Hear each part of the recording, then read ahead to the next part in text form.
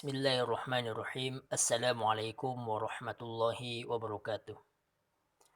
Alhamdulillahi rabbil alamin. Wassalatu wassalamu ala ashrafil anbiya'i wal mursalin. Wa ala alihi wa ashabihi ajma'in. Allahumma salli ala Muhammad wa ala ali Muhammad. Kama sallaita ala Ibrahim wa ala ali Ibrahim. Innaka hamidun majid. Insyaallah pada kesempatan kali ini kita akan membaca buku dalam mazhab al-Imam Asy-Syafi'i, yaitu buku yang terkenal yang sering kita baca, yaitu Matan Abi Syuja' atau yang kita kenal juga dengan Matnul Ghayati wat Taqrib fil Fiqhi Asy-Syafi'i, dalam fiqih al-Imam Asy-Syafi'i. Insyaallah pada kali ini kita akan membaca bab as-siyam, bab tentang puasa. Mengingat sebentar lagi kita akan memasuki bulan puasa, maka alangkah baiknya jikalau kita membaca matan ini, kita awali dengan bab berpuasa. Kitabu as-siyam. Wa syara'itu wujubis siyami thalathatu asya'. Bab tentang puasa, di mana kita mengetahui bahwa puasa secara bahasa adalah al-imsak, adalah menahan dari sesuatu. Menahan untuk tidak berbicara juga secara bahasa dikatakan imsak. Itulah firman Allah Subhanahu wa taala dalam surah Maryam ayat 26. Inni nadartu lirrahmani sauman.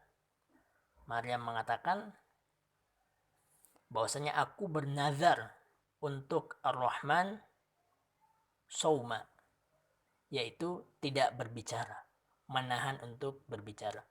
Adapun secara istilah adalah menahan dari sesuatu yang membatalkan puasa bagi orang tertentu di waktu yang tertentu. Maka sini katakan wasyara itu wujubis siyam thalathatu asya'. Syarat wajibnya puasa ada tiga macam. Di beberapa kitab bukan salah satu asya' tetapi arba'atu asya'. Dalam At-Tadhhib disebutkan arba'atu asya', juga dalam Hasyiah Al-Baijuri juga disebutkan arba'atu asya'. Syarat wajibnya puasa ada 3, di buku lain ada 4.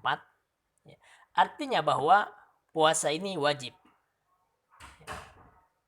Sebagaimana firman Allah Subhanahu wa taala dalam surah Al-Baqarah ayat 183, ya ayyuhalladzina amanu kutiba alaikumusiyam kama kutiba alal ladzina min qablikum la'allakum tattaqun.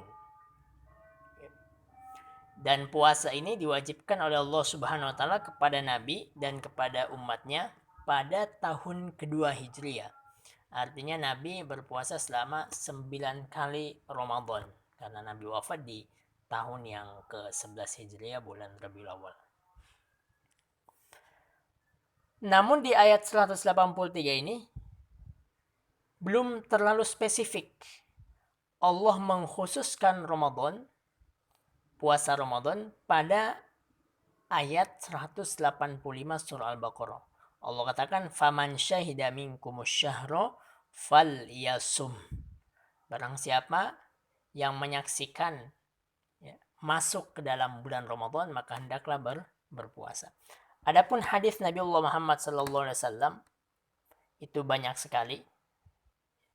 Di antaranya adalah sabda baginda sallallahu alaihi wasallam bagi orang Arab Badui yang bertanya bahwasanya akhbirni madza farada alayya Allah minas shaum. Apa yang Allah wajibkan, puasa apa yang Allah wajibkan kepada saya? Maka Nabi mengatakan siyamu Ramadan, puasa di bulan Ramadan, sebagaimana riwayat Al-Bukhari dan Muslim. Maka syarat wajibnya yang pertama adalah al-Islam. Maka orang kafir tidak ada puasa baginya. Jadi syarat wajib yang pertama adalah al-Islam. Karena Islam itu sendiri dibangun di atas 5 perkara. Bunyal Islam ala khamsin, hadis Nabi. Ya. Kemudian al-bulugh, yaitu balik. Tanda balik bagi laki-laki adalah dengan mimpi basah. Adapun bagi wanita itu adalah dengan darah haid, ya, dengan keluarnya darah atau yang kita kenal dengan haid. Wal aqal, yang ketiga berakal. Karena sebagaimana hadis yang dijelaskan oleh Nabi, disampaikan oleh Nabi Muhammad sallallahu alaihi wasallam, rufi'al qalam an salasa. Bahwasanya pena taklif itu diangkat, syariat itu tidak dibebankan dari 3 orang. Ya. Di antaranya adalah al-majnun, atau mereka yang gila, ya, kehilangan akal. Maka di sini kewajiban puasa adalah muslim, dia balik, dia akil, berakal. Maka tidak ada kewajiban kepada orang kafir, ya. Karena orang kafir sendiri bukan termasuk ahlul ibadah, bukan termasuk mukallaf, bukan yang dibebankan syariat puasa dan syariat-syariat yang lainnya. Begitu juga dengan anak-anak, anak kecil, ya, karena syaratnya adalah balik, ya.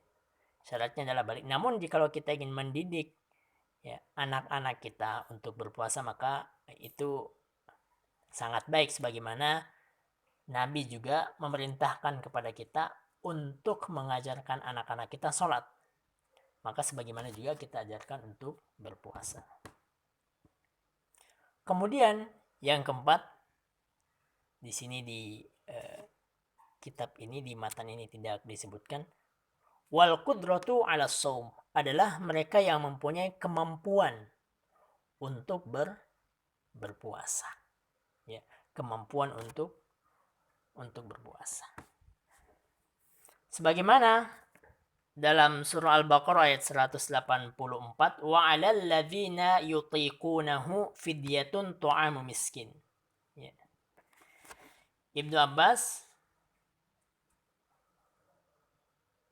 mengatakan bahwasanya ayat ini laisat bimansukhah, ya, bukanlah yang dimansuh, ya. Ayat ini tidak dihapus, tetapi ayat ini adalah untuk asy-syaikhul kabir, ya, seorang yang sudah tua renta, wal mar'atul kabira, atau nenek-nenek yang wanita yang sudah tua renta, yang mereka tidak bisa untuk berpuasa, ya, maka bagi mereka memberi makan setiap hari bagi orang miskin, ya, bagi orang miskin.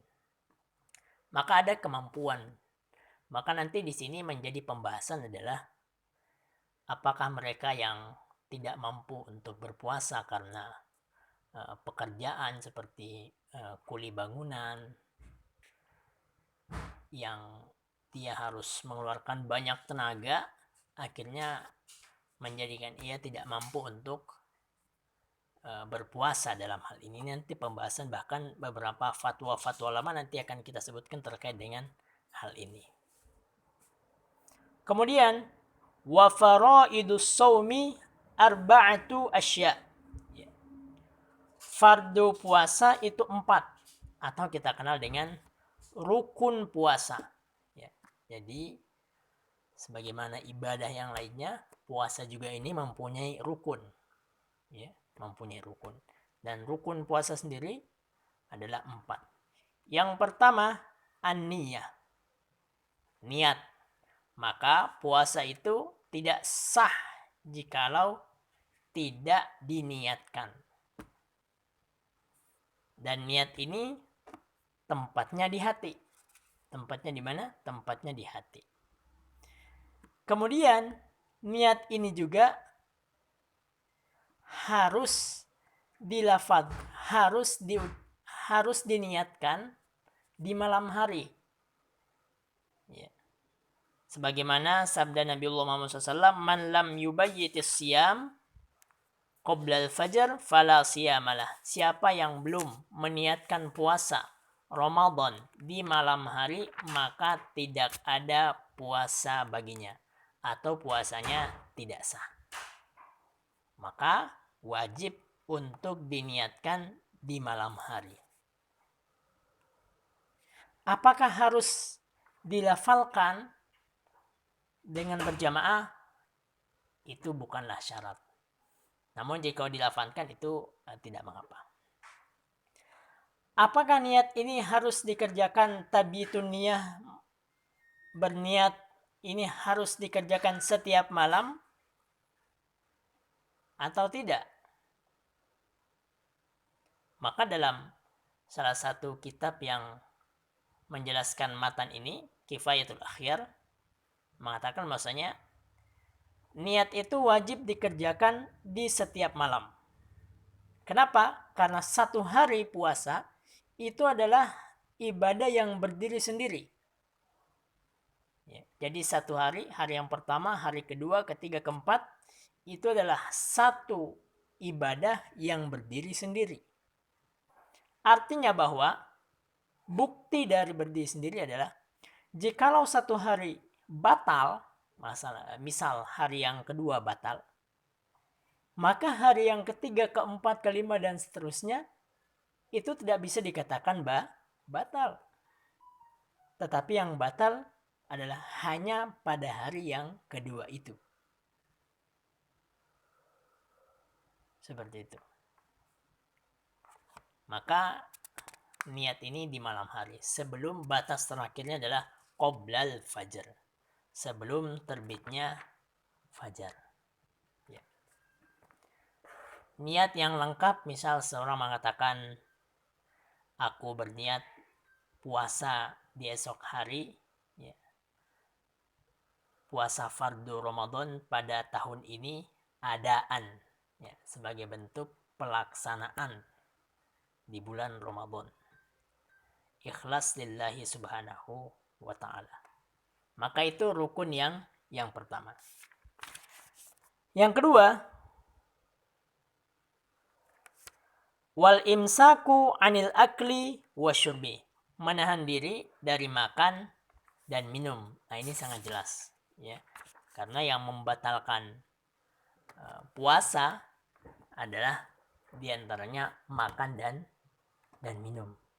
Maka jelas sebagaimana firman Allah Subhanahu wa taala, ya, wa kulu washrabu hatta yatabayyana lakumul khaytul abyadu minal khaytil aswadi minal fajar thumma atimmus siyama ilal lail.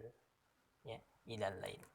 Makan dan minumlah kalian sampai jelas waktu fajar, ya. Sampai batasnya itu adalah batas waktu fajar, kemudian lengkapilah puasa, lakukanlah puasa sampai malam hari. Ya. Maka di sini diantara rukunnya adalah menahan diri dari makan dan minum. Ya. Maka nanti di sini menjadi pembahasan hal-hal yang membatalkan wudu, hal-hal yang membatalkan puasa, ya. Apa-apa yang masuk ke dalam perut, baik lewat mulut, telinga, hidung, ataupun lewat dua pintu keluar depan dan belakang. Kemudian wal jima'. Ya. Di antara rukun puasa adalah menahan diri dari jima, hubungan suami istri. Adapun di malam hari maka Allah membolehkan, boleh, ya.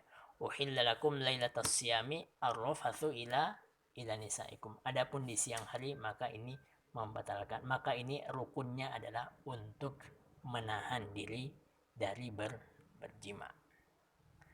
Wa ta'ammudil qai. Ya. Adapun rukun yang selanjutnya, ya, yang keempat, ya,